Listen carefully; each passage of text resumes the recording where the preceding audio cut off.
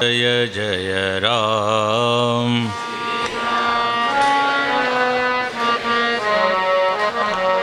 श्री राम जय जय राम।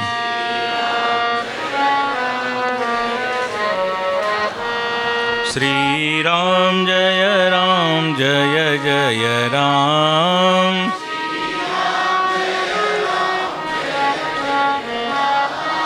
श्री राम जय जय राम। श्री राम जय जय राम।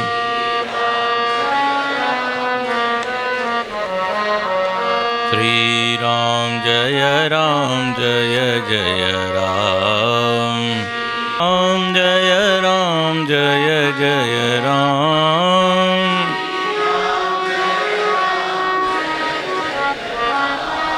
श्री राम जय जय राम।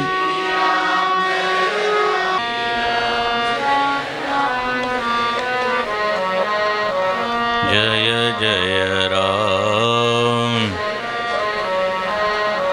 जय श्री राम। जय रघुराम। सियावर रामचंद्र की जय। हम लोग पहली पंक्ति से पढ़ेंगे। रावण रथी विरथ रघुवीरा, यहाँ से।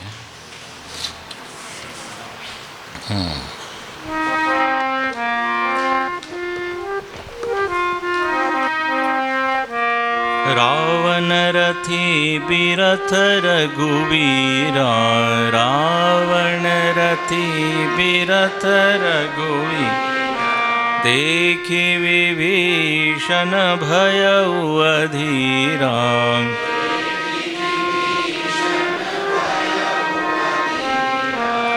अधिक प्रीति मन भा संदेहा।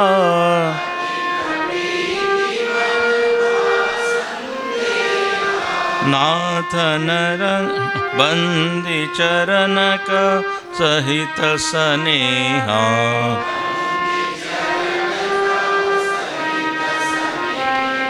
नाथ नरथ नहीं तन पद त्राना।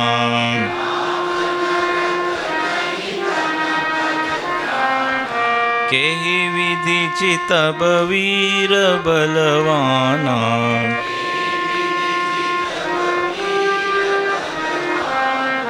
सुनहु सखा का कृपा निधाना।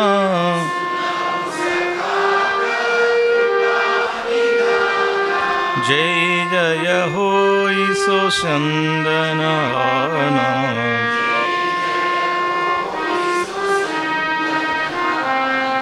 सौरज धीरथ चेरथ चाका।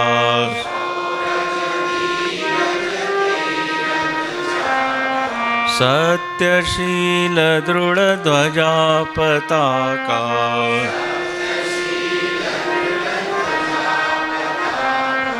बल विवेक दम परहित घोरे।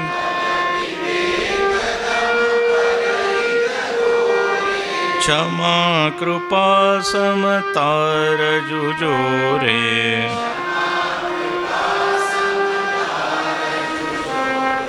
क्षमा कृपा समता रजुजोरे।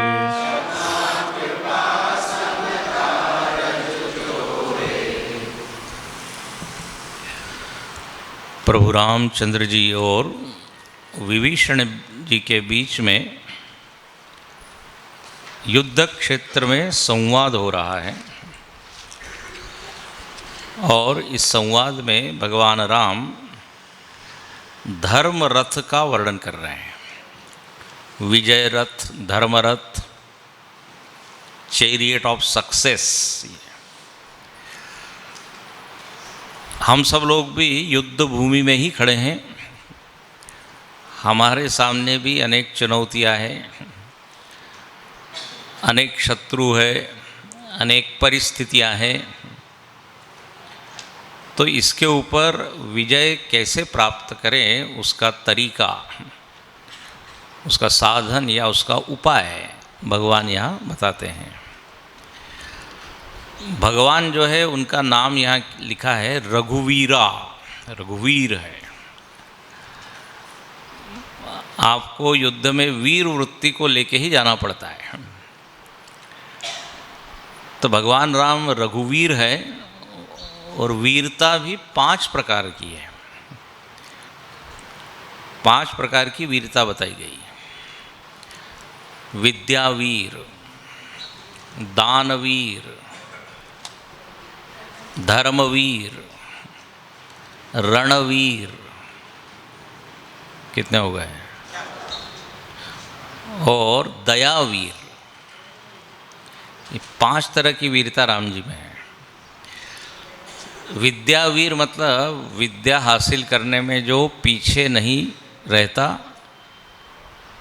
जिसके भीतर जिज्ञासा बहुत है और जानने की बहुत इच्छा है, वो वीर है। विद्या के क्षेत्र में वीर है। इसलिए भगवान राम जब गुरुकुल में गए हैं तो गुरुग्रह पढ़न गए रघुराई, अल्पकाल विद्या सब पाई। अल्पकाल में उन्होंने सारी विद्या हासिल की। भगवान कृष्ण जब सांदीपनि ऋषि के पास गए, 64 दिन में उन्होंने 64 कला और 14 विद्या प्राप्त कर ली। इसका मतलब ये लोग ब्राइट स्टूडेंट है, हाँ, तेजस्वी थे। अल्पकाल विद्या सब आई, नहीं तो गुरुग्रह पढ़न गए हम भाई और दीर्घ काल विद्या नहीं आई। हम लोग ऐसी चौपाई बना सकते हैं, एक एक कक्षा में 5 वर्षीय योजना। तो विद्या एक बहुत बड़ा धन है, प्रच्छन्न गुप्तम धनम, विद्याधनम सर्वधन प्रधानम।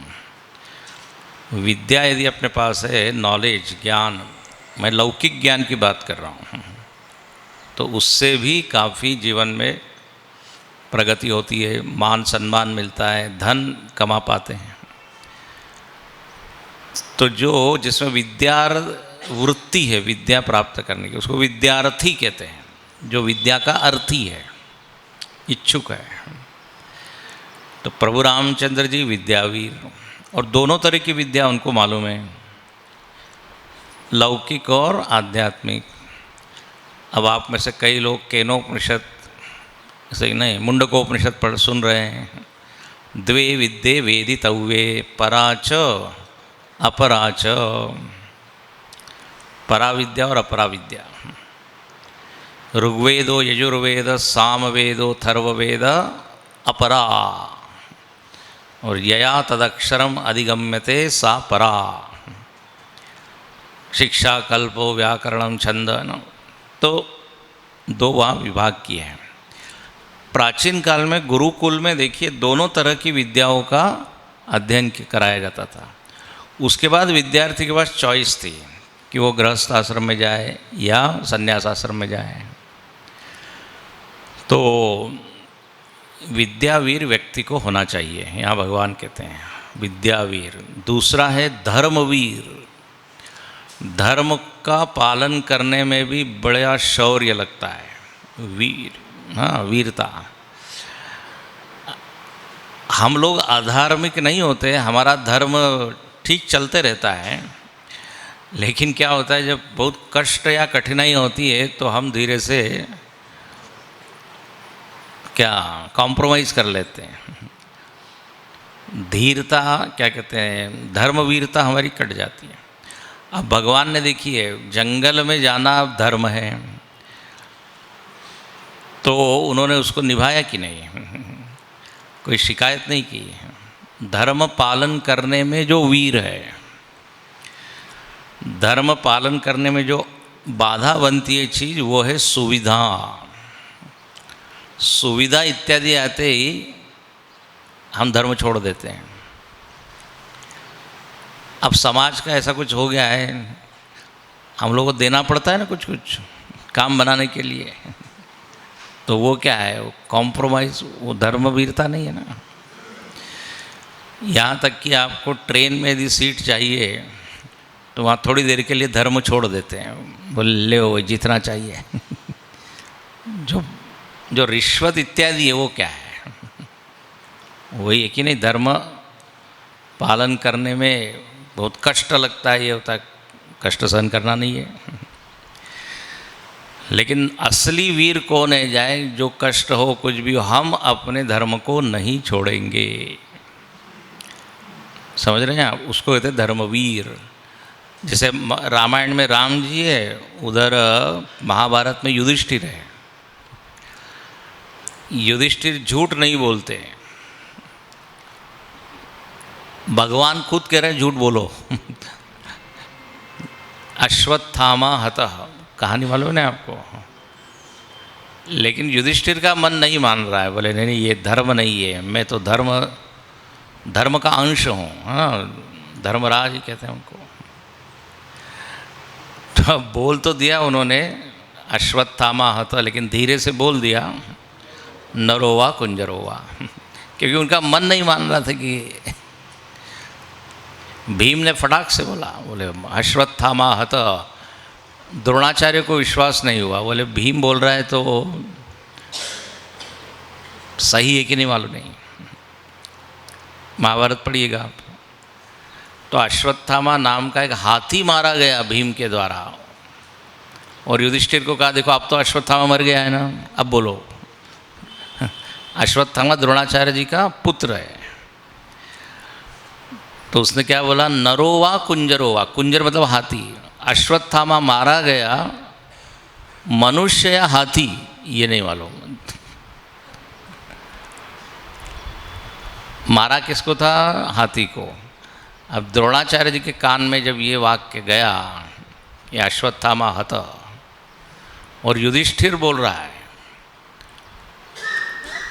हालांकि युधिष्ठिर ने आगे भी बोला मनुष्य या हाथी, लेकिन भगवान कृष्ण चालाक है, उन्होंने जोर से शंखनाद कर दिया, तो वो द्रोणाचार्य जी ने सुना नहीं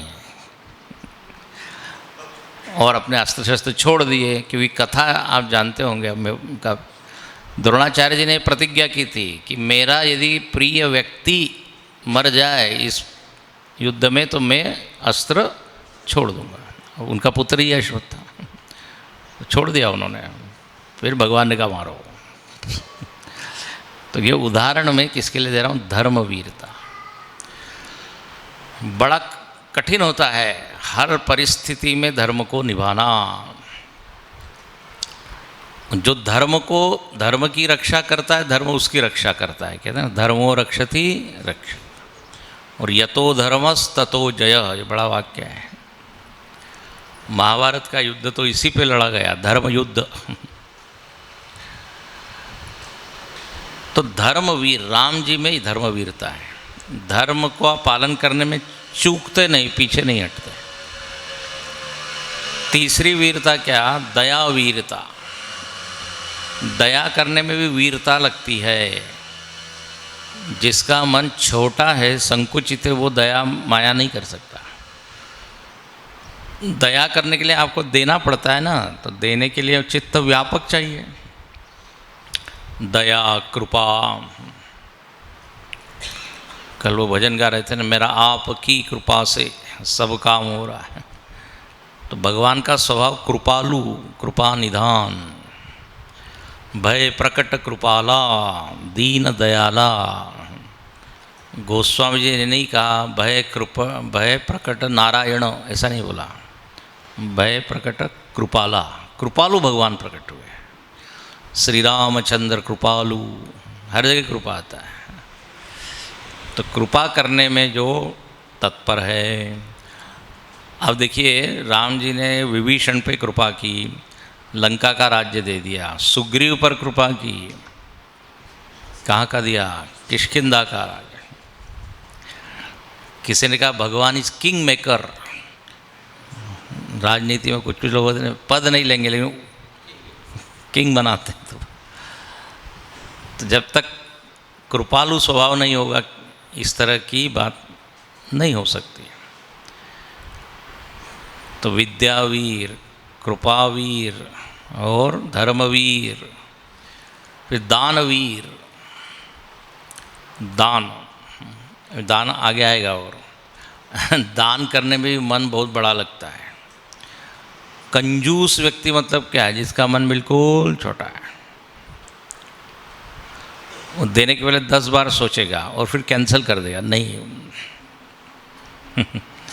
तो दान के लिए ये बड़े बड़े राजाओं की कहानी हम सुनते हैं ना, जिस दिन उनका जन्मदिन इत्यादि होता है तो उनका मन इतना व्यापक होता है कि सब लोग उनका सम्मान करते हैं। फिर उस दिन वो खूब दान करते हैं, अशर्फिया और हार और जो भी है। तो दान के लिए उदार चित्त चाहिए। तो दानवीर ऐसो को उदार जग माही, बिनु सेवा जो द्रवय दीन पर, राम सरिस को नाई। जो संपत्ति 10 शीस अरप करी, रावण शिव पहलीनी, सो संपत्ति सकुच सहित दीनी। बहुत सुंदर है। बोले जो लंका है वो रावण को कब मिली? जब उसने अपने सिर काटे तब लंका मिली। अब रावण मारा गया तो उस लंका को विभीषण को भगवान ने दिया, बहुत संकोच के साथ। संकोच मतलब इसको देना तो इतना चाहिए लेकिन मैं बहुत थोड़ा दे रहा हूँ। तो देखो दान करने में जो राम जी ने ये कहा, जब राज्याभिषेक की बात आई तो दशरथ जी ने कहा अब आप जो हो, आपको ये युवराज पद दिया जाता है। तब राम जी की सोच देखिए। बोले ये रघुवंश इतना अच्छा है लेकिन इसमें एक कमी है। क्या? कि केवल बड़े लड़के को ही राजा बनाया जाता है। भाई भरत जी भी बन सकते हैं, लक्ष्मण जी भी, ऐसा क्यों कि बड़े को ही? आप बताइए, आज के समय में कोई सोचेगा? वो तो उसका अधिकार नहीं होगा तो भी ज़बरदस्ती छीनेगा। और यहाँ इनका अधिकार होते हुए भी वो दे रहे हैं। समझ में आ रही है ना बात? दानवीर। और कौन सा रह गया? रणवीर। युद्ध में जो वीर है। जब राम जी ने देखा जंगल में अस्थियों का समूह, तो उन्हें प्रण किया है, भुज उठाई पण कीन, निशिचरहीन करहु मैं। आगे क्या है? हाँ, करहु मैं। हाँ, निशिचरहीन करहु मैं, आया भुज उठाई पण कीना। बोले मैं प्रण करता हूँ कि पूरे क्या कहते हैं पृथ्वी को निशिचरों से मुक्त करूँगा। काल भी यदि मेरे से लड़ने आए तो काल को भी मैं हराऊंगा। राम जी का ऐसा स्वभाव है, कुसुमादपि कोमल और वज्रादपि कठोरा, है ना? कहाँ कठोर होना है और कहाँ कोमल होना है। दूसरे के साथ कोमल, स्वयं के साथ कठोर। लेकिन दूसरा यदि असुर है तो उसके साथ भी फिर कठोर। हम लोग अपने साथ बड़े कोमल होते हैं, दूसरे के साथ बड़े कठोर। हम गलती करते हैं तो बड़ी क्षमा कर देते हैं। दूसरा गलती करता है तो इस नियम के तहत आपको ही दंड मिलना चाहिए। तो कहाँ कोमल होना, कहाँ कठोर होना, राम जी से सीखने की बात है।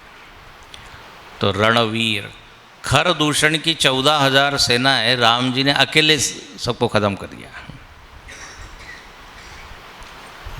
तो युद्ध में भले ही वो नीलांबुज श्यामल कोमलांगे, लेकिन जब समय की मांग होती है कि हमको वज्र से भी कठोर होना है तो फिर नहीं। तो इस तरह ये 5 वीरता जिनमें है वो है रघुवीर, विद्यावीर, कृपावीर, धर्मवीर, दानवीर, रणवीर। धर्मवीर को ही त्यागवीर भी कहते हैं, एक उसका ऑप्शन है त्यागवीर, क्योंकि धर्म में खूब त्याग करना पड़ता है। धर्म पालन करने में आसक्तियों को छोड़ो, आग्रह को छोड़ो, फल को छोड़ो। इसलिए धर्मवीर और त्यागवीर। अब राम जी ने बताई धर्म पालन के लिए सोने का महल छोड़ा, त्याग तो है ना। आप सब लोग भी त्यागवीर हैं, घर का त्याग करके आए हैं 5 दिन के लिए त्यागवीर। हाँ, नहीं तो कई लोग नहीं कर पाए छोड़ नहीं पाए। तो ऐसे रघुवीर रावण के सामने खड़े हैं और विभीषण को उपदेश कर रहे हैं।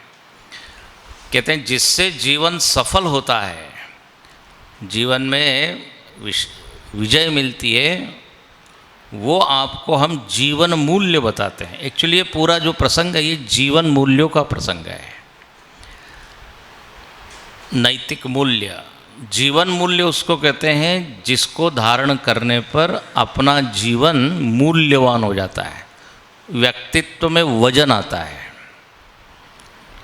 है ना। व्यक्तित्व कैसा होना चाहिए? दमदार होना चाहिए, वजनदार। तो वो तभी होता है जब ये सद्गुण अपने में आते हैं। दुर्गुणी व्यक्ति तो अंदर से ही खोखला होता है वो, तो लोग क्या उसको मान सम्मान करेंगे, खुद ही अपनी नज़र में गिरा हुआ होता है। तो यहाँ पर कहा शौर्य और धैर्य 2 पहिए हैं, ये 2 वृत्तियाँ आवश्यक है आगे बढ़ने के लिए। फिर ध्वज और पताका, सत्यशील दृढ़ ध्वजा पताका। वाणी में क्या सत्य हो, जो सत्य बोलता है उसकी वाणी मूल्यवान हो जाती है। कल बताया था आपको, सत्यम ब्रूयात। सब्जूर अपने कोर्ट वगैरह में क्या लिखा हुआ है? सत्यमेव। एक्चुअली पूरा वाक्य है सत्यमेव जयते नानृतम ऐसा वाक्य होना चाहिए था, उपनिषद का वाक्य है ये। सत्य की ही विजय होती है, झूठ की नहीं, ऐसा पूरा वाक्य है। लेकिन उसमें क्या लिखा है? सत्यमेव विजयते, सत्यमेव जयते। बोले कि वो पीछे वाला भाग क्यों हटा दिया? बोले कलयुग में हो सकता है झूठ की भी विजय हो सकती है हाँ, झूठे लोग भी जीत रहे ना, तो इसलिए उस बारे में कट कर दिया, आधा ही वाक्य सत्यमेव जयते। सत्यम ब्रूयात प्रियम ब्रूयात। महर्षि पतंजलि लिखते हैं योग सूत्र में कि जो सत्य का पालन करता है 100%, तो वो जो बोलता है वो सच हो जाता है। सत्य प्रतिष्ठायाम क्रियाफलाश्रयत्वम। इसलिए प्राचीन काल में ऋषि मुनि लोग जो बोलते थे वो सच हो जाता था, चाहे शाप हो या अनुग्रह हो। गुरुजी बड़ा मजाक करते हैं, बोले हम लोग भी शाप देते हैं लेकिन सामने वाला निश्चिंत रहता है, कुछ होने वाला नहीं वाणी साधना चाहिए उस, तब तो फिर शब्द में। गुरुदेव के लिए लोग बोलते थे गुरुदेव आप एक बार मुख से बोल दिए ये हो जाएगा, तो बस बोल दीजिए, ऐसा बोलते थे तो तो सत्य की बड़ी महिमा है। ऋतं वदिष्यामि सत्यम वदिष्यामि। जो शास्त्रों में जो सत्य है, जो सिद्धांत है वो ऋतम, और व्यवहार के जो छोटे छोटे जो सच है वो सत्यम, लौकिक सत्य। तो बोले ये अपने जीवन की ध्वज और पताका हो, मतलब समाज में ऐसी छवि हो कि ये एक सच्चा आदमी है, ऐसा है कि नहीं, कच्चा नहीं है, सच्चा है। फिर यहाँ लिखते हैं 4 घोड़े बल विवेक दम परहित घोरे। 4 जो उसमें पहला है बल। बल हमने देखा था, अलग अलग तरह के बल, शारीरिक मानसिक इत्यादि बोला था ना, याद है क्या? किसको लगता है कि सुना है सबको लगता है सुना हुआ है। कितने प्रकार के? 5, शारीरिक मानसिक बौद्धिक वाचिक आत्मिक। तो ये एक घोड़ा है, विवेक दूसरा घोड़ा है, दम तीसरा घोड़ा है। दम मतलब संयम। संयम का मतलब होता है लक्ष्यातिरिक्त जितने विषय है उसका त्याग करना। लक्ष्यातिरिक्त जो लक्ष्य की ओर ले जाए उसी का ग्रहण करना, ये संयम है। संयम मतलब कुछ करना ही नहीं, केवल आँख का नाक बंद करके बैठना, उसको नहीं कहते। जो आपको लक्ष्य से विचलित करे उसको छोड़ो।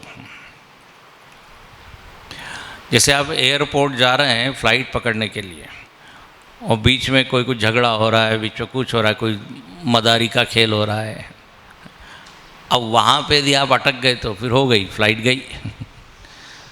तो वो लक्ष्य के प्रतिकूल है। रास्ते में इतने दुकानें दिखती है मिठाई की, इसकी उसकी, लेकिन व्यक्ति को केवल रोड दिखता है, बोले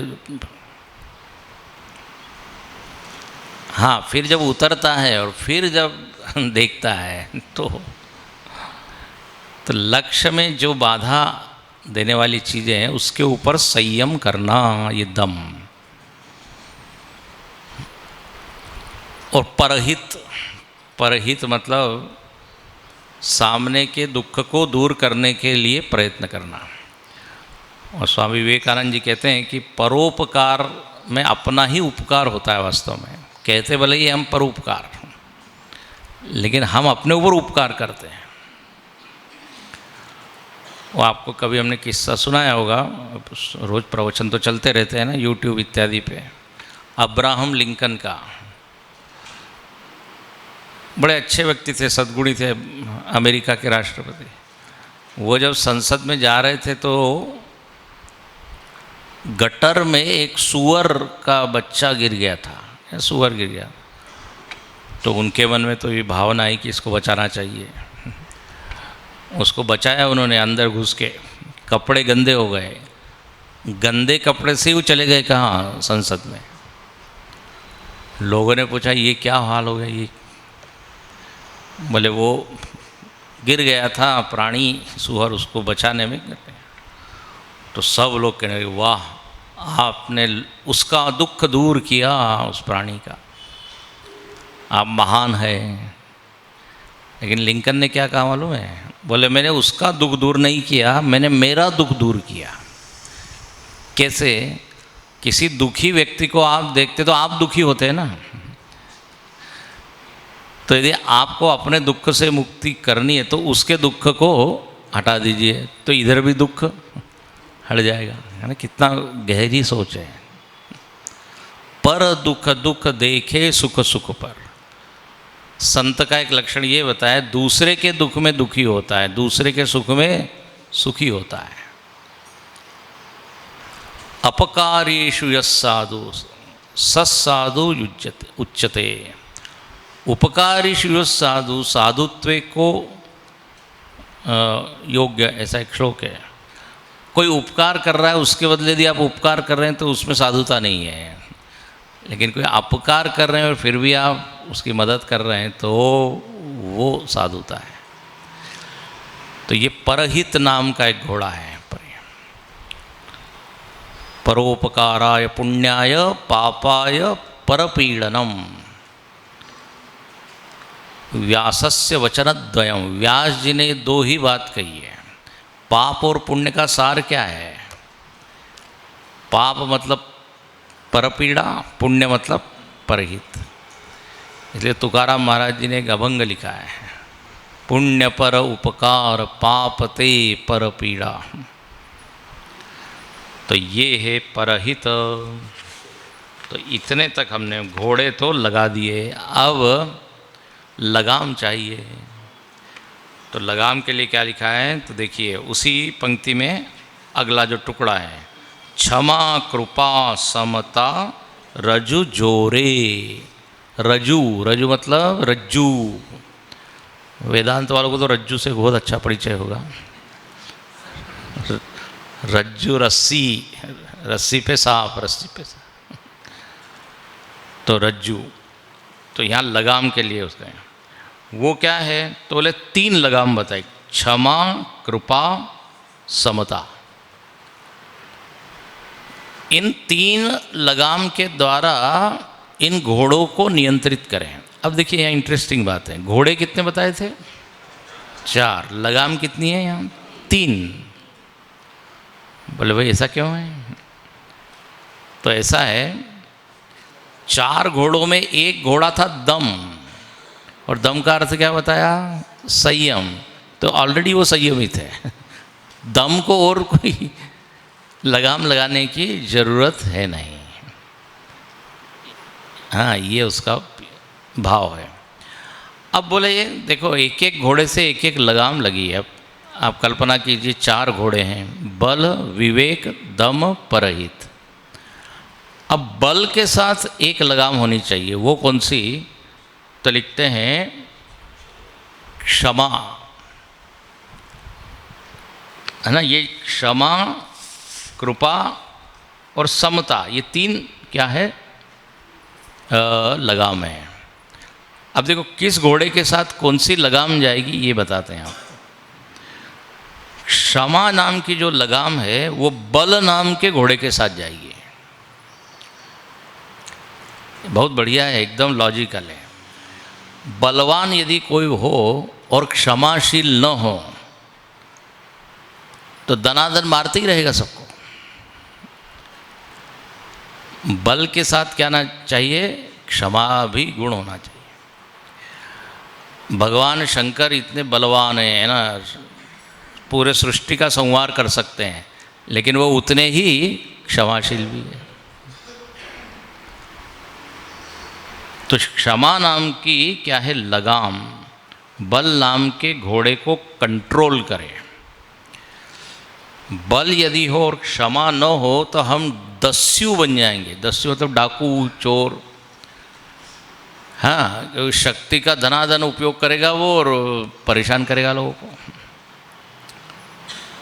इसलिए एक संस्कृत हिंदी साहित्य में एक वाक्य है, क्षमा वीरस्य भूषणम। जो वीर है, बलवान है, उसमें क्षमा शोभायमान होती है, उसका भूषण है वो। वो कहते हैं ना, क्षमा शोभती उस भुजंग को जिसमें गरल हो। उसमें क्या जो दंतहीन विषहीन विनीत सरल हो। कौन से कवि है वो? दिनकर, रामधारी सिंह दिनकर। उन्होंने बड़ा अच्छा लिखा, बोले जिसके पास कुछ शक्ति नहीं है, मतलब कोई परेशान, किसी को मार नहीं सकता, कुछ नहीं कर सकता, वो क्षमा कर रहा है। सामने वाला कह रहा है आप कर ही क्या सकते हो? क्षमा वीरस्य भूषणम। तो वह उदाहरण दिया है, क्षमा शोभती उस भुजंग को जिसमें गरल हो। गरल जिसके मुख में या कंठ में, जो भी हो, ऐसा सर्प उसमें जिसमें विष है, वो यदि नहीं काट रहा है तो क्षमा कर रहा है, तो दैट इज। लेकिन जो दंतहीन विषहीन तो देखो, क्षमा नाम की लगाम से आप क्या करो? बल को कंट्रोल करो। क्षमा के बारे में वो कहा ना, छोटन को क्षमा बड़न को चाहिए, छोटन को उत्पात। विष्णु को क्या घटी गयो जब भृगु मारी लात। ये कहानी मालूम है कि नहीं आपको? एक बार ब्रह्मा विष्णु महेश सारे देवताओं में बहस हो रही थी, कौन महान है, कौन बड़ा है। तो सबके पास गए तो सब नाराज हो गए, गुस्सा दिलाया। बोले जो शांत बना रहेगा वो बड़ा है। शिव जी को गुस्सा आ गया, ब्रह्मा जी को गुस्सा आ गया, भृगु जी गए परीक्षा लेने, भृगु ऋषि। विष्णु जी लेटे हुए हैं। विष्णु जी एकदम रिलैक्स रहते हैं, कुछ क्षीर सागर में शयन करते हैं। जब दूध पीने की इच्छा हुई, कप लिया और पी लिया। तो वो लेटे हुए वहाँ पे गए भृगु जी और सीधा लात मार दिया। पकड़ लिया विष्णु जी ने उनके पैर, कहा महाराज हमारा हृदय बड़ा कठोर है, आपके पैर में कहीं चोट तो नहीं आई?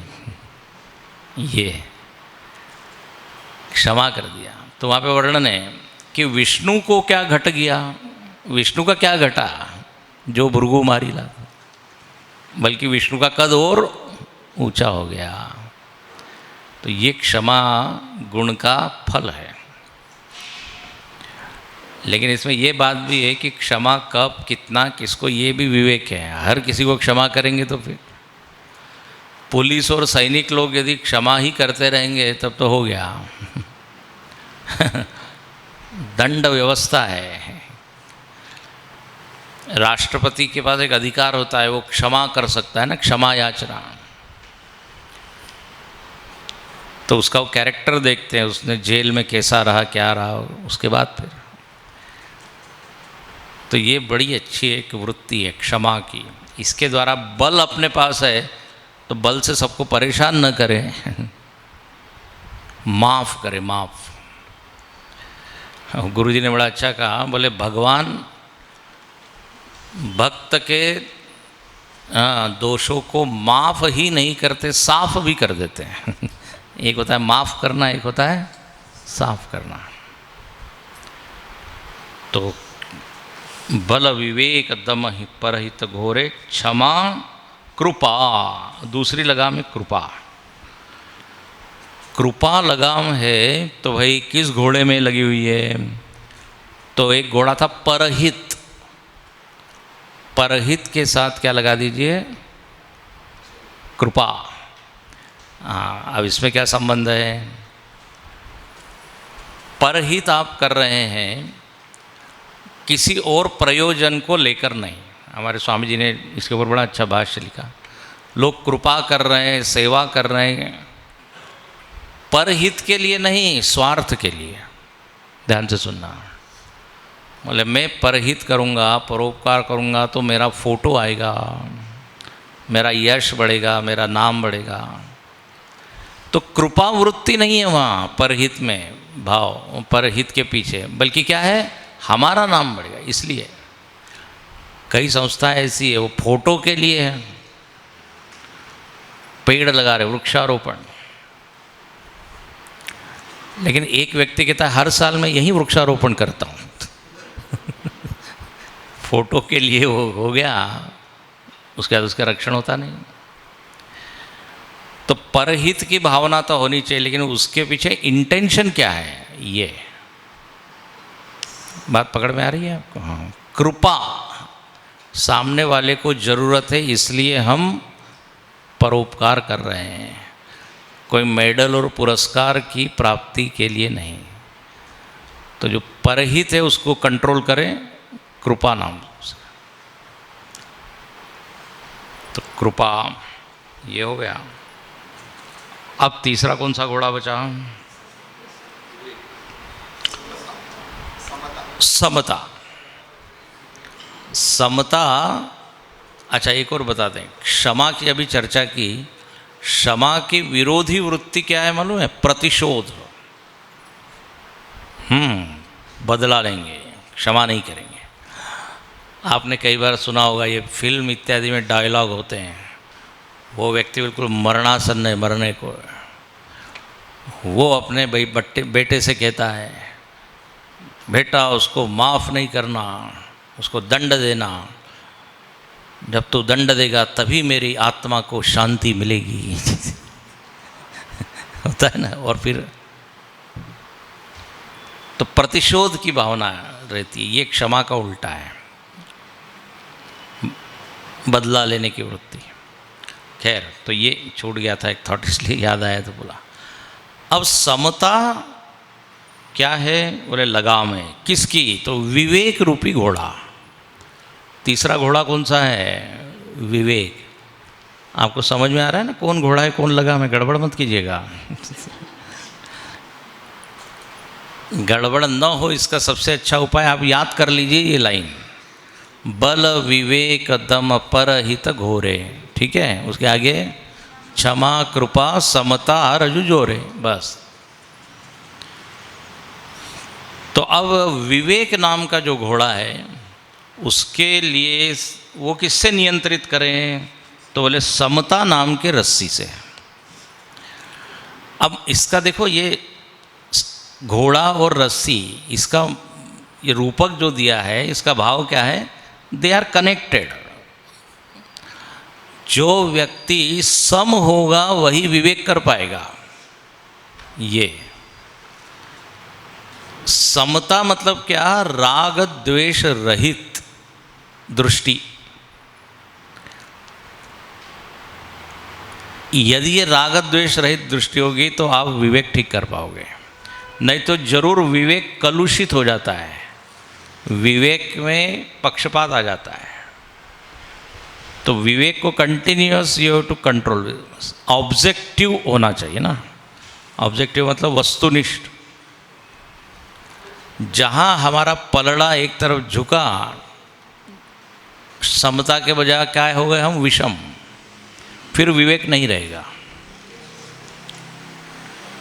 विवेक और इक्वेनिमिटी, समता।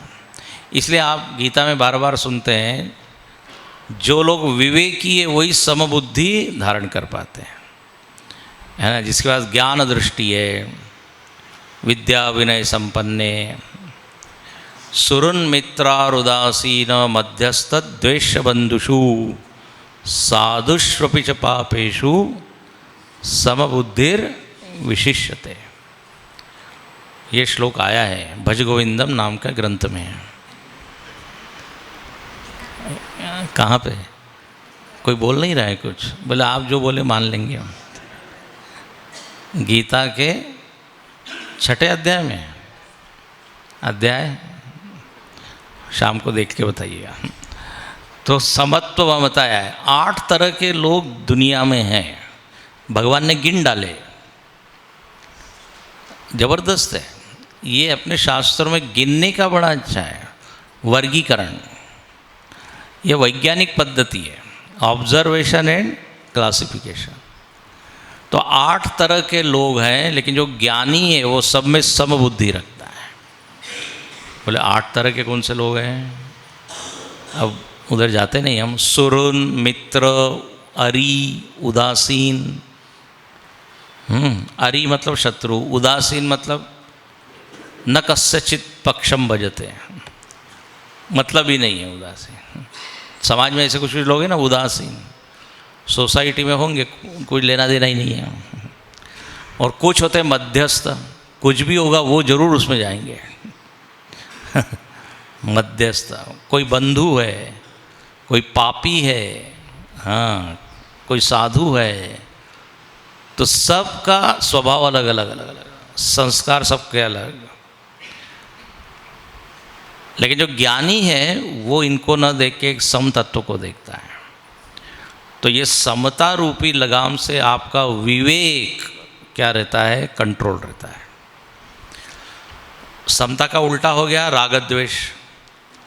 ये राग और द्वेष ऐसे चश्मे हैं जिसके कारण हमारा विवेक जो है वो दूषित हो जाता है। राग में क्या होता है? आपने सुना होगा, जिसके प्रति राग होता है उसके दोष नहीं दिखते। हो गया ना विवेक खंडित। जिसमें राग, राग मतलब प्रेम, आसक्ति, शुद्ध प्रेम नहीं, मतलब आसक्ति ज़्यादा। भले जैसे कैसा भी हो हमारा राग है। जैसे धृतराष्ट्र का दुर्योधन के प्रति, देखो ये जो कौरव है, धृतराष्ट्र है, ये कोई अविवेकी लोग नहीं थे। दुर्योधन, दुशासन, वो भी कहता है कि जानामि धर्मम नच में प्रवृत्ति। तो इन लोगों के पास विवेक तो है, लेकिन द्वेष इतना ज़्यादा है पांडवों के लिए। इसलिए देखो विवेकी होने पर भी क्या हो रहे हैं? झगड़ा कर रहे हैं। धृतराष्ट्र क्या विवेकी नहीं था क्या? समझता नहीं था क्या? विदुर जी सब समझाते थे उसको, और वो हाँ हाँ भी कहता था, बिल्कुल ठीक है। विदुर जी उसका विवेक जागृत करा रहे हैं, और दुर्योधन आके उसके विवेक को खंडित कर रहा है ना। ये इतना द्वेष भर दिया। तो तो झुकाव धृतराष्ट्र का दुर्योधन दुशासन के प्रति। आप महाभारत सीरियल फिर देखिएगा, उसमें उनके वाक्य देखिए। और मैं समझता हूँ, सब जानता हूँ, लेकिन जो स्टेप लेनी चाहिए नहीं ले पा रहा हूँ। तो समता और जो जोर है, समत्वम होना चाहिए, समता। और गुरुजी बड़ा मजाक करते हैं, हम दूसरे के सुख दुख के प्रति बड़े सम रहते हैं। एक ने कहा कि मैं 99% सम बुद्धि रख लेता हूँ। और बोले बहुत बढ़िया, 99% टाइम्स सम रहते हो। 1% में विषम होता हूँ। मतलब क्या है? लोगों के सुख दुख में सम, लेकिन अपने यहाँ ही तो वो गुरुजी वो उसका किस्सा सुनाते हैं ना, पैसा खो गया। नहीं सुना है आपने? सुना होगा। एक कोई बिजनेसमैन था, उसको हानि हुई काफ़ी। वो स्वामी जी के पास आ रहा है, रो रहा है, बोले नुकसान हो गया, घाटा हो गया। कितना? बोले 1 लाख का घाटा हो गया। तो स्वामी जी ने बड़ा उपदेश दिया, यही समबुद्धि विशिष्यते। बोले गीता में बताया है, समत्वम योग उच्यते, तुम योगी बनो, समझो। अब उसने उपदेश सुना, थोड़ा मन उसका शांत हुआ, चला गया। 2 महीने बाद फिर आया हूँ, तो स्वामी जी रो रहे थे। बोले महाराज जी क्या हो गया आपको? बोले कल भिक्षा के लिए बुलाया था कहीं, 100 रुपये दक्षिणा मिली थी, वो मालूम नहीं कहाँ चले गए 100 रुपये। तो वो व्यक्ति कहने लगा, आपने तो ये 2 महीने पहले हमको बड़ा समझाया था कि नुकसान और लाभ और ये तो होते रहता है, इट इज़ ए गेम, क्या पार्ट ऑफ लाइफ। आप क्यों रो रहे हैं? बोले मेरे 100 रुपये खो गए। बोले मेरे 1,00,000 रुपये जब हुए तब तो आपने बड़ा समझाया, अब आप 100 रुपये के लिए क्यों रो रहे हैं? तो स्वामी जी ने कहा, बात है 1,00,000 रुपये तुम्हारे थे, 100 रुपये मेरे हैं। है ना, मेरे उससे है ना, तुम्हारे पे तो क्या है। समझ में ही बात, समत्वम। दूसरे की तबीयत ठीक नहीं रहती तो हम बड़ा भारी उपदेश देते हैं, ये करो वो करो, और खुद की होती है तो फिर अपने पे आती है, तब सम रहना कठिन है। इसलिए कहते हैं ना, वेदांत बोलना बहुत ही आसान है, पर उपदेश कुशल बहुतेरे, जे आचरते नर न घनेरे। पर उपदेश करना बहुत आसान है, लेकिन उसका आचरण खुद करना, ऐसे बहुत कम लोग हैं उस दोहे में। ले न घनेरे, बहुत ज़्यादा लोग नहीं हैं। मराठी में जो बोलते हैं, बोले तैसा चाले त्याची वंदावी पावले। जैसा हम बोलते हैं वैसे चलना यदि हम करते हैं तो फिर सब लोग हमारा रिस्पेक्ट करते हैं। तो यहाँ पर लिखते हैं, ये समत्वम जीवन में आ जाए, विवेक रूपी घोड़े के लिए ये क्या हो गई? लगाम हो गई। पक्षपात नहीं करना, उसी को कहते हैं विवेक। तो बल विवेक दम परहित गोरे, क्षमा कृपा समता रजु जोरे। हो गया। अब आते हैं आगे। तो घोड़े भी लगाम से मानो की बांध दिए। अब आता है सारथी। लगाम किसके हाथ में होना चाहिए? ईस भजन सारथी सुजाना,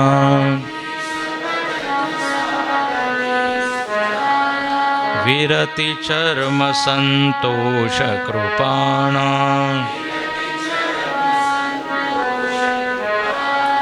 दान पर सुबुद्धि शक्ति प्रचंडा, वर विज्ञान कठिन को दंडा,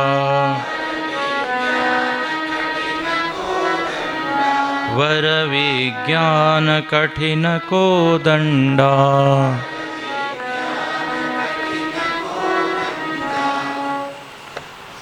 ईश भजन सारथी सुजाना। अब सारथी कौन है? ड्राइवर। तो बोले ईश भजन। ईश मतलब भगवान, भजन बोले ये क्या समझ में नहीं आया, सारथी भगवान का भजन।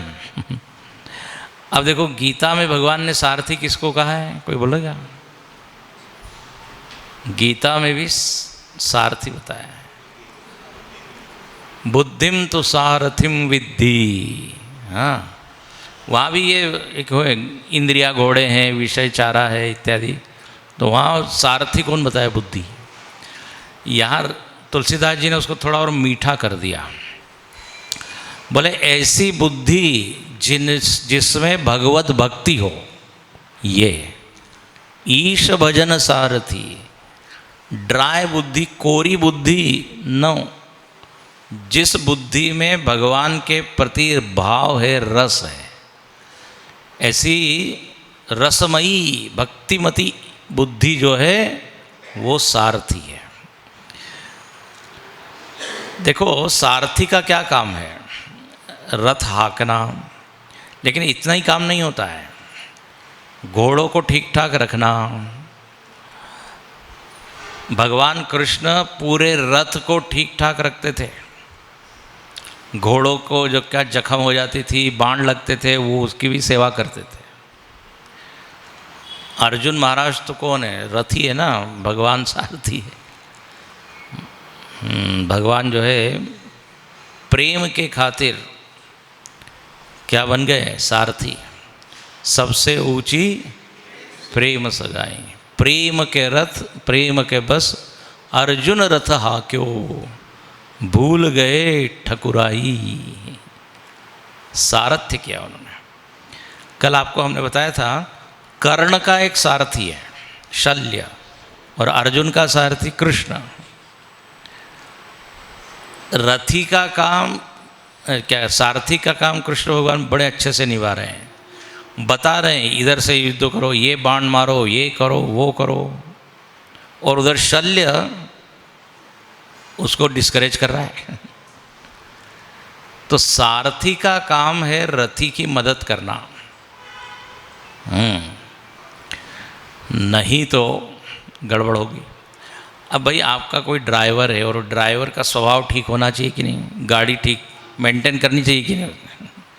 ये नहीं भाई मालिक आपकी गाड़ी है, आप जानो, हम तो केवल उसको एक्स्ट्रा ये सब काम करना पड़ेगा कि स्टीयरिंग ठीक काम हो कर रहा है कि नहीं, पहिए में क्या हवा है कि नहीं, पंक्चर तो नहीं है। महाभारत में ऐसा वर्णन है, भगवान कृष्ण अर्जुन के महल के सामने खड़ा करते थे रथ तैयार करके, बोले चलो साहब तैयार है, बोलते ना। तो ऐसा सारथी होना चाहिए। वो गुरुजी बताते थे, बोले कहीं पे वो शहर में थे, वहाँ का वो ड्राइवर अजीब था। वो जो है चलाने लगता था गाड़ी। अब वो गुरुजी ने कहा तुम कहाँ ले जा रहे हो? बोले आपने तो कुछ बताया नहीं कहाँ ले जाना है, सीधे चला रहे हैं बस, आप बैठ गए हम चला रहे हैं। तो दिशा भी ठीक होनी चाहिए ना, जहाँ जाना है वहाँ। वो सही सच्चा किस्सा बता रहे थे। तो यहाँ लिखते हैं सारथी ईश भजन। जब ये दुर्योधन और अर्जुन दोनों गए हैं, भगवान लेटे हुए हैं, तभी निर्णय हुआ ना कौन सारथी बनेगा, कौन नारायणी से ना जाएगा। तो भगवान वो छेड़ते हैं अर्जुन को, सुनाया था हमने कभी। भगवान कहते हैं अरे अरे सारी नारायण सेना तो उसके पास चली गई, तुम्हारे पास तो मैं हूँ, और मैं तो कोई शस्त्र भी उठाने वाला नहीं हूँ, तो पक्का समझो तुम हारोगे, हार निश्चित है तेरी। अर्जुन हार निश्चित है तेरी, हरदम रहोगे उदास। माखन माखन ले गया दुर्योधन, छाछ बची है तुम्हारे पास। कृष्ण बोल रहे किसको? अर्जुन को। अर्जुन बोलता है जीत निश्चित है मेरी, दास कभी होता नहीं उदास, माखन लेकर क्या करूं जब माखन चोर है मेरे पास।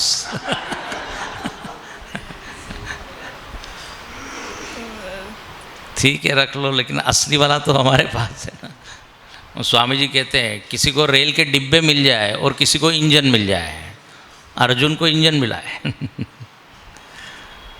तो ऐसा सारथी, इसलिए गीता के अंतिम श्लोक में भगवान ने बोला है यत्र योग, इसने संजय ने, यत्र योगेश्वर कृष्ण यत्र पार्थो धनुर्धर तत्र श्री विजय भूतिर ध्रुवा, हाँ नीति, हाँ ये सब मिलेगा।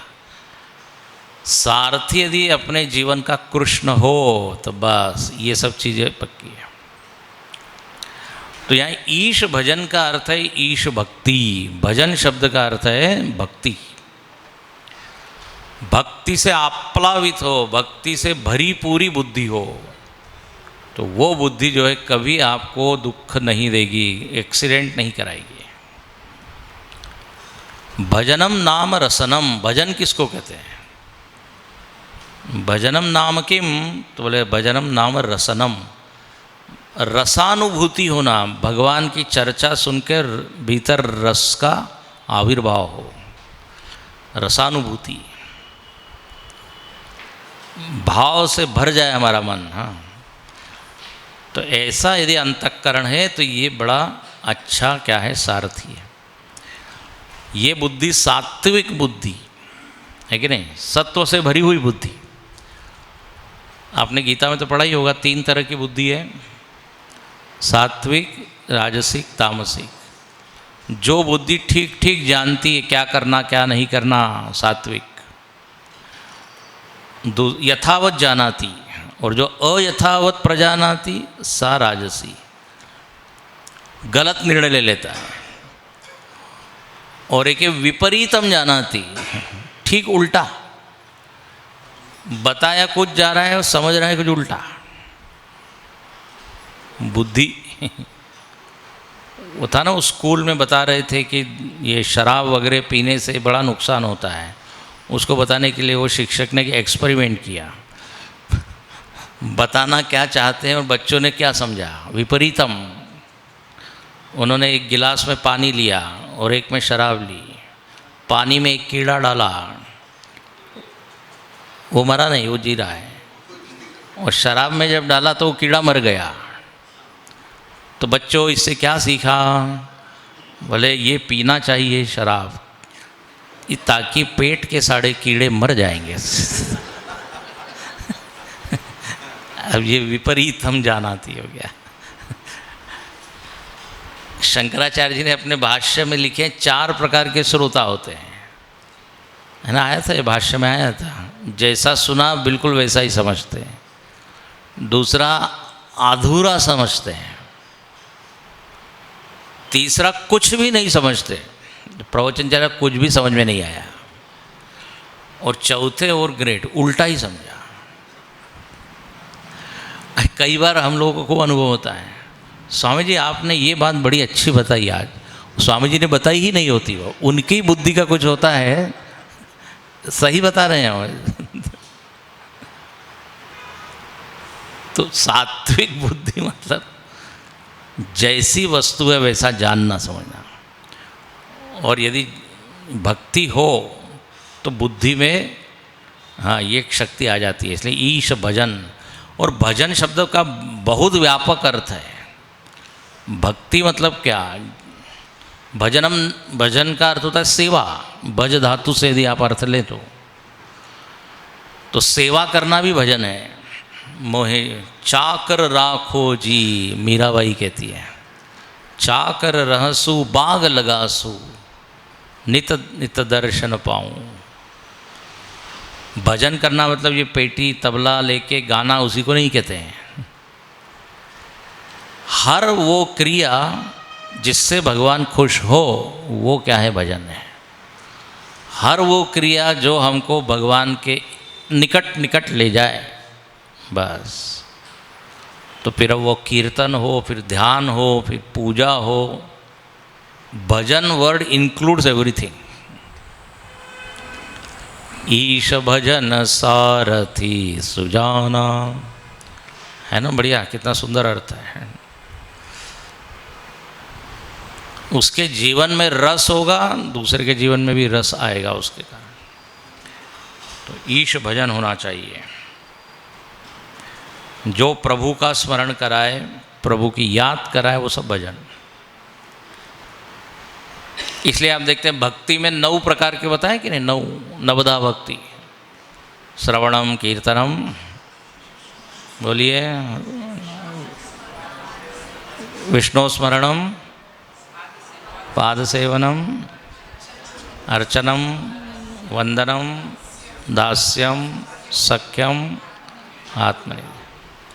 80 लोग मिलके 9 बता सकते हैं सब। नवदा भक्ति। और शबरी माता ने भी को भी सुनाई है, प्रथम भगति संतन कर संग। तो सत्संग करना भी भजन है, शिविर में आना भी भजन है, तीर्थ यात्रा करना भी भजन है। लेकिन तीर्थ यात्रा में जाके आइसक्रीम खाना भजन नहीं है। तो भगवान के निकट जो भी ले जाए वो, तो ये सारथी आना चाहिए। अच्छा, तो कितनी चीज़ हो गई, घोड़े भी हो गए, सारथी भी हो गया। अब जब आप युद्ध करने जा रहे हो तो अस्त्र शस्त्र चाहिए कुछ, हाँ, युद्ध के लिए। तो यहाँ क्या लिखते हैं, वीरति चर्म संतोष कृपाना। वीरति चर्म, चर्म मतलब वो ढाल, चर्म मतलब ढाल। कवच आगे आएगा, कवच भी लगता है। छत्रपति शिवाजी महाराज कवच पहने हुए थे ना, इसलिए अफजल खान कुछ नहीं कर पाया, वो आगे आएगा, कवच अभेद। लेकिन उसके पहले चर्म मतलब ढाल, एक हाथ में तलवार, एक हाथ में ढाल। आपने देखा होगा ना महाराणा प्रताप वगैरह शिवाजी से। तो बोले ढाल क्या है, वैराग्य ढाल है। देखिए क्या अद्भुत अर्थ है, बहुत ही अच्छा है, एकदम जीवन में 100% घटता है। ढाल क्या काम करती है, बाहर से जो आघात आते हैं उससे रक्षा करती है। मालूम है प्राचीन काल में ढाल वो कछुए के पीठ से बनती थी। कछुए का पीठ पत्थर जैसा होता है, उसके ऊपर कुछ भी करो, कुछ उससे बनती थी। तो वैराग्य क्या है, ढाल। जब हम दुनिया में उतरे तो ये ढाल को लेके जाए। ढाल को अंग्रेजी में क्या बोलेंगे, शील्ड। दुनिया आघात कर रही है ना धनाधन, ये सारे विषय क्या है, अपने ऊपर आक्रमण कर रहे हैं। तो इन आक्रमणों से बच सकते हैं यदि अंतःकरण में क्या है, वैराग्य वृत्ति है। वैराग्य का अर्थ होता है सुख के लिए विषय पर निर्भर न रहना। ये विरागी और रागी में क्या फर्क है। रागी कौन है, जो जिसको चीज चाहिए, उसके बिना वो रह नहीं सकता। सुख निर्भर अंतःकरण का उदात्तीकरण होना, उसको भी कहते हैं वैराग्य। अंतःकरण का सबल होना, बलवान होना। जो आसक्त हृदय है ना, वो बड़ा कमज़ोर होता है। छोटी छोटी आसक्तियों में वो क्या, उसके आघात से घायल होता है। विषय रूपी शत्रु से वो घायल होते रहता है ना। तो वैराग्यमेवा भयम, वैराग्य यदि है तो क्या है, निर्भय है व्यक्ति। कस्य सुखम न करोति विराग, भजगोविंदम में भी लिखा है। वैराग्य मतलब एक तो निर्भर नहीं रहना, वैराग्य मतलब सम रहना, ये भी होता है। जैसे आप खिलौनों के प्रति क्या है, सम है, न राग है न द्वेष है। तो उस संदर्भ में हम लोग क्या हो गए, विरक्त हो गए कि नहीं। जो हम बचपन में कंचे खेलते थे, कंचे, या गिल्ली डंडा या कुछ भी हो, तो पतंग है ना, वो उसको पकड़ के रखेगा और छोड़ेगा नहीं। लेकिन अब यदि आपको कोई आपके जन्मदिन पे 10 कंचे ला के दे, बोले आप बड़े प्रेम से इससे खेलते थे, खेलिए। बोले खेलते थे, अब नहीं है। एक ने कार दी उसको, प्लास्टिक की कार, बोले आप बचपन से बहुत घूमते। 60वें बर्थडे पे प्लास्टिक की कार। अब उसको क्या अच्छा लगेगा? बोलेगा ये अपमान कर रहे हो, असली कार दो तो तब तो ठीक है। तो वो कार अब बेकार हो गई है कि नहीं? तो उसके प्रति न कोई द्वेष है न कोई राग है, एकदम विरक्त है। उसे न मन में कुछ गुस्सा आएगा न कुछ उसकी ओर मन भागेगा। तो ऐसे ही जब दुनिया में निकले और ये वृत्ति रहे अंतःकरण में, तो उसको कहते हैं वैराग्य, है ना। कई चीज़ों से हम विरक्त हुए हैं, ऐसा नहीं है कि हम रागी ही हैं, लेकिन और ये वैराग्य बढ़ाते जाना है। राम गीता के प्रसंग में आएगा उसको, और देखें, कहियतात सो परम विरागी, तृण सम सिद्धि तीन गुण त्यागी। उस समय देखेंगे ये वैराग्य। तो ये हो गया वही विराग चर्म, विरति चर्म, और संतोष कृपाणा। कृपाण सिख लोग रखते हैं ना, कृपाण क्या, कड़ा और कच्छ, क्या, हाँ, केश, कृपाण, कंगा, तो एक कृपाण। तो यहाँ पे लिखते हैं, ये बड़ा अजीब है, संतोष नाम का जो जीवन मूल्य है, जो सद्गुण है, वो इट इज़ लाइक कृपाण। बोले ये क्या, कृपाण तो क्या करती, कृपाण से आप मारते हो। संतोष भी यही काम करता है। संतोष किसको मारेगा? लोभ को मारेगा, है कि नहीं? लोभ की उल्टी वृत्ति संतोष। लोभ को काटना है तो मन में ये संतोष वृत्ति होनी चाहिए। संतोष वृत्ति का अर्थ बताते हैं शंकराचार्य जी, संजात अलम प्रत्यय। अलम प्रत्यय होना, अलम मतलब बहुत है, मोर देन इनफ कहते हैं ना, जितना हम चाहते हैं उससे ज़्यादा अपने पास है। तो मन भरा पूरा रहे ना जो भी है उसमें, इसको कहते संतोष। ये कितनी अच्छी वृत्ति है। और संतोष जहाँ है वहीं सुख है। संतोष और सुख साथ में चलता है। नहीं तो पूरी पृथ्वी का भी राज्य दे दो और यदि संतोषी नहीं है तो वो दुखी रहेगा। आपको सुना है ना, गोधन गजधन बाजी धन और रतन धन खान, जब आए संतोष धन सब धन धूरी समान। संतोषी व्यक्ति को कोई खरीद नहीं सकता। उसी को लोग खरीदते हैं जो मन में असंतुष्ट है, अभी और चाहिए और चाहिए, होना चाहिए जितना है काफी। एक व्यक्ति ने भगवान से कहा, भगवान प्रसन्न हो गए, बोले क्या चाहिए? बोले मैं चाहता हूँ लोग मुझको देते रहे देते रहे देते रहे। अच्छा, वही एक दूसरा भी भक्त था, उसके सामने भी भगवान प्रसन्न हुए। बोले तुमको क्या चाहिए? बोले मैं चाहता हूँ कि मैं देते रहूँ देते रहूँ देते रहूँ। तो अगले जन्म में वो दोनों क्या बने मालूम है? पहला वाला व्यक्ति भिखारी बना, क्योंकि उसकी क्या इच्छा थी? देते रहे देते रहे देते। और दूसरा व्यक्ति क्या बना? अमीर बना। उसने क्या मांगा था? देते रहो। पहले वाले ने क्या कहा था? मिले मुझको। बाद में पकड़ में आई। तो ये हमारी वृत्ति, अभी और चाहिए और चाहिए। गुरुजी उसको कहते हैं मोरिज्म। मोरिज्म जैसे हिंदुइज्म, कम्युनिज्म, तो हम मोरिज्म को फॉलो करते हैं। ये दिल मांगे मोर। ये मोर कभी ख़त्म ही नहीं होता। तो कि संतोष नाम का यदि कृपाण आ जाए तो लोभ को काट देगा। इसलिए गोस्वामी जी रामचरितमानस में प्रार्थना करते हैं, काम ही प्यारी नारी जिमी, लोभ ही प्रिय जिमी दाम, तिमि रघुनाथ निरंतर, प्रिय लागहु मोइरा। बड़ी बढ़िया बात कहते हैं। वो कहते हैं मैं लोभी होना चाहता हूँ। किस मामले में? भक्ति के मामले में। जैसे लोभी व्यक्ति धन का लोभी होता है, पेट उसका भरता नहीं, मन भरता नहीं, तो बोले मैं भी लोभी होना चाहता हूँ।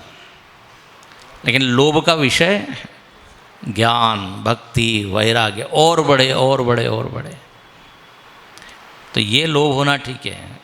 कई बार हम बात कहते हैं सत्संगों में कि हम लोग बड़े संतोषी होते हैं। किस मामले में? सत्संग के मामले में। बोले साल, आप ही कहते हो स्वामी जी व्यक्ति को संतोषी होना चाहिए, तो साल में आधा घंटा प्रवचन हम सुन लेते हैं, संतोष हो जाता है, साल भर का कोटा पूरा हो गया। तो भरत जी का जैसा होना चाहिए, राम चरण पंकज मन जासु, मधुप तजई न पासु, लोभ ही मधुप, क्या है? हाँ, भरत जी भी लोभी है, राम जी के चरण के लोभी। तो लोभ अच्छा होना चाहिए। जैसे भंवरा फूल में जाके उड़स लेता है। संतोष किसके प्रति हो? तो बोले बाकी बाहर की चीज़। अब होता ठीक उल्टा है। तो ये एक जीवन मूल्य आ जाए तो जीवन विजयी होगा। ठीक है। तो विरति चर्म संतोष कृपाना, तो कितनी चीज़ें हो गए? चाक हो गए पहिए, ध्वज पताका, घोड़े, लगाम, सारथी, ढाल और कृपाण। अब क्या बचा? बोले अभी और 2-3 चीज़ बची है, इसको हम पढ़ लेते हैं, कल देखेंगे आगे। दान पर सुबुद्धि शक्ति प्रचंडा,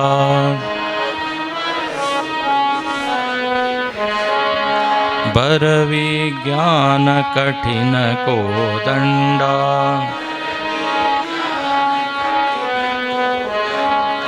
अमल अचल मन त्रोन समाना,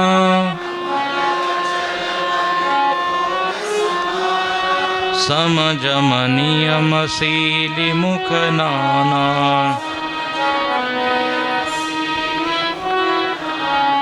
कवच अभेद विप्र गुरु पूजा,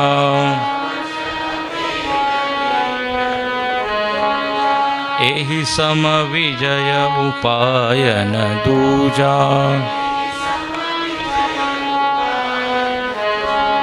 सखा धर्ममय सरथ जाके,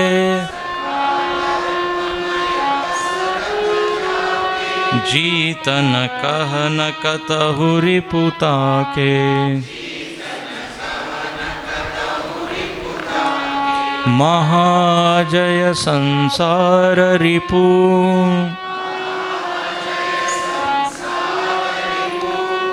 जीति सकई सो वीर,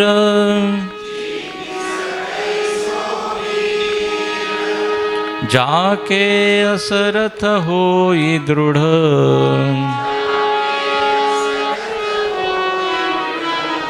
सुनहु सखा मति धीरा,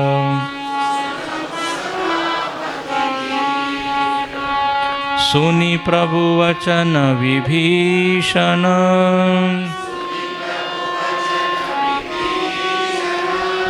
हर्षि गहे पद कंज,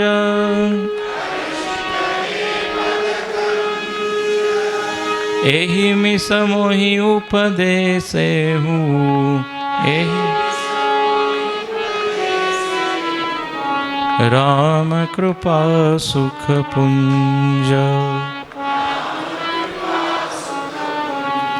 सियावर रामचंद्र की, पवन सुत हनुमान की, उमापति महादेव की। बोलो भाई तन की जय। ओम पूर्णमद पूर्णमिदं पूर्णस्य पूर्णमादाय पूर्णमेवावशिष्यते। ओम शांति शांति शांति। हरि ओम। श्री गुरुभ्यो नमः। हरि ओम।